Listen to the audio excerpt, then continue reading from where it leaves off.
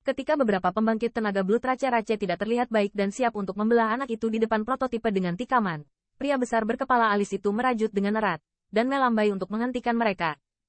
Ayo pergi, dan berharap Yang Mulia tidak terlibat dalam urusan sukuku.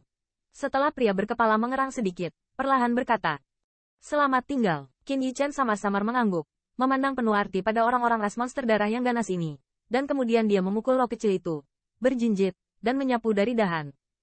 "Kapten, orang yang masih junior, baru saja ditebas sampai mati, dan mengeluarkan sari darahnya. Apa yang bisa dia lakukan?" Saat Qin Yichen pergi, seorang pria iblis berdarah dengan wajah penuh, tetapi melengkungkan bibir, bertanya dengan tidak bisa dijelaskan. Orang itu bukan karakter biasa. Dia tidak memiliki ki monster di tubuhnya. Jelas, teknik kultivasi yang dia latih berada di luar suku saya. Selain itu, pria iblis darah lainnya menebak. Penting untuk menangkap gadis kecil itu. Jangan membuat terlalu banyak masalah. Ingat, jangan meminta lebih dari yang seharusnya. Pria berkepala itu tampak sedikit bermartabat. Lalu dia melihat sekeliling dan berteriak dengan dingin. Semuanya digeledah dengan hati-hati. Dia terluka, dan tidak mungkin lari jauh. Jika kamu membiarkannya kabur dan merusak rencana keluargaku, tidak ada dari kalian yang ingin selamat. Ya. Mendengar ini, ras monster berdarah dengan bau busuk itu semua bernyanyi.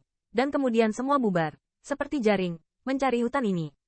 Semua suara ini didengar oleh Qin Yichen dengan spirit power. Mereka menangkap orang?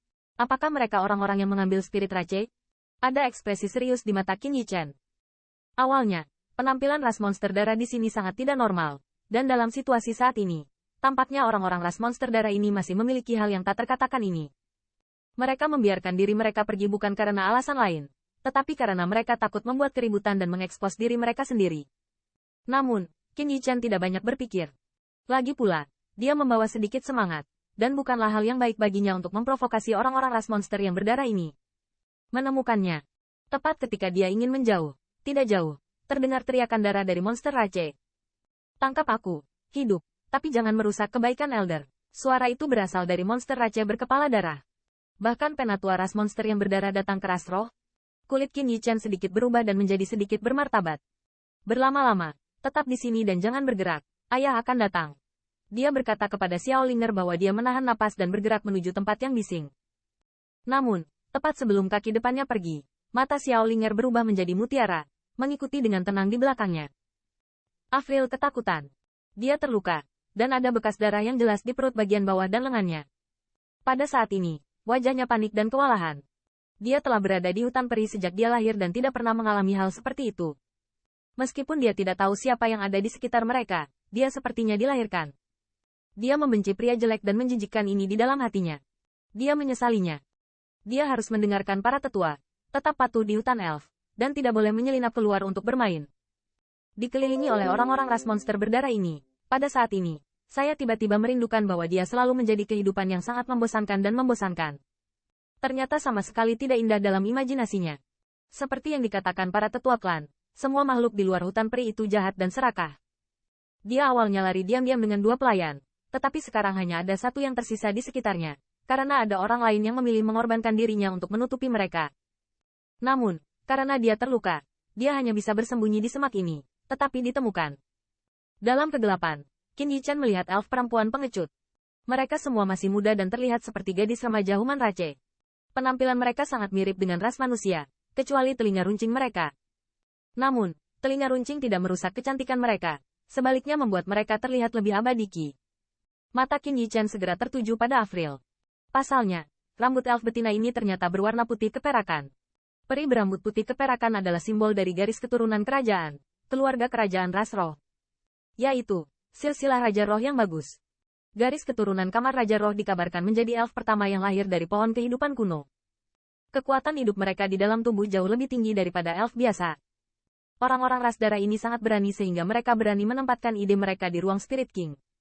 Apakah mereka lupa pelajaran itu tahun itu? Qin Yichen bertanya-tanya. Garis darah Kamar Roh Raja sangat penting. Jika hanya beberapa elf biasa yang hilang, perlombaan roh mungkin tidak terlalu aktif. Tapi dengan elf yang memiliki keturunan bangsawan, bukan itu masalahnya.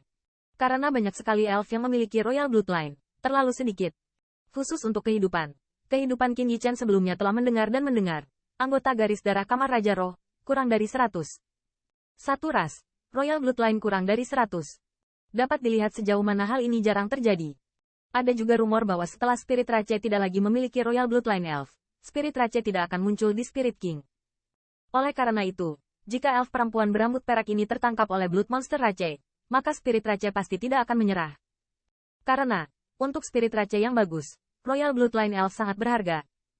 Qin Yichan percaya bahwa orang-orang ras darah ini harus mengetahui konsekuensi melakukan ini sendiri. Terlebih lagi, tindakan mereka terorganisir dan terencana. Benar saja, Qin Yichan berharap orang-orang Blood Rache ini sama sekali tidak membunuh elf perempuan berambut perak itu secara langsung, tetapi memborgol dan membelenggunya untuk mencegahnya melarikan diri. Kamu tidak diizinkan membunuh Xiao Li, kamu bunuh dia, aku akan bunuh diri. Saat orang-orang ras monster berdarah ini akan melakukan sesuatu pada elf berambut coklat di sampingnya, Avril memberanikan diri dan memelototi pria menjijikkan di depannya. Berani mengancam Lao Su, aku bahkan memakannya bersamamu. Perlombaan monster berdarah dipelototi olehnya, dan segera menjadi marah, dan dia dipindahkan ke lehernya untuk menggigit. Pada saat berikutnya, darah kepala pria monster Rache itu hilang. Tubuhnya masih terus bergerak maju, menggoyangkannya 2 kali, dan jatuh ke tanah. Ternyata darah monster Rache dipimpin olehnya. Dia kekurangan ki yang mengerikan di matanya, dan menyapu darah setiap orang dari pembangkit tenaga monster Rache, yang semuanya menundukkan kepalanya dan tidak berani menatap langsung ke arahnya. Hal yang tidak dipikirkan. Dia mengutuk rendah dan mematahkan tubuh tanpa kepala dengan satu tendangan. Tiba-tiba, daging dan darah terciprat, dan adegan berdarah. Elf berambut coklat yang ketakutan itu pingsan. Mereka lahir di perlombaan roh, dan telah melihat pemandangan ini di sana. Bahkan peri perempuan berambut perak yang memiliki garis darah di ruang Raja Roh pun ketakutan.